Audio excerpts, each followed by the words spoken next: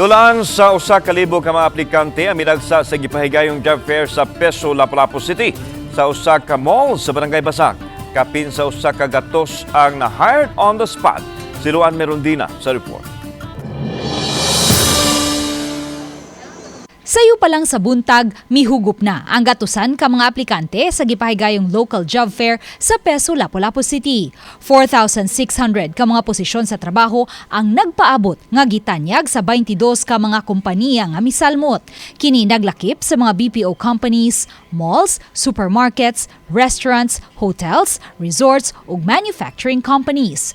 Usa sa mga nangindahay nga makatrabaho ang 35 anyos nga si Evelyn Daligdig. Usa sa mga nawada ng trabaho Agosto sa miaging tuig, dihang mihunong ang operasyon sa usa ka dakong garments factory nga iyang gitrabahuan. Nakasulod na unta siya og laing trabaho sa usa ka kompanya kansang produkto mga bag, apan gahapong adlaw wala na gi-renew ang iyang kontrata. Na-apply ko kanang production worker.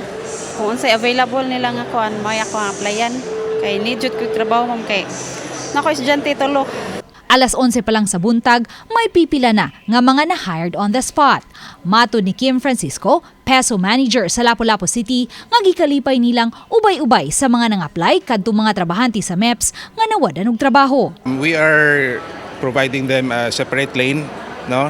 Aron makapture ginato ang kinsa tong nanunga nga mga displaced workers. So we can also identify them and provide them a special lane para sa ato ang mga employers. Mga alas 2 karong hapon, miabot na sa 813 ang mga nagparehistrong aplikante. 27 niini mga kanhi-trabahante sa MEPS. Samtang miabot usab sa 105 ang mga na-hired on the spot. Tulo kanila mga trabahante kaniadto sa MEPS. Uba ni Marlon Melgazo, Luan Merondina, Balitang Bisdak.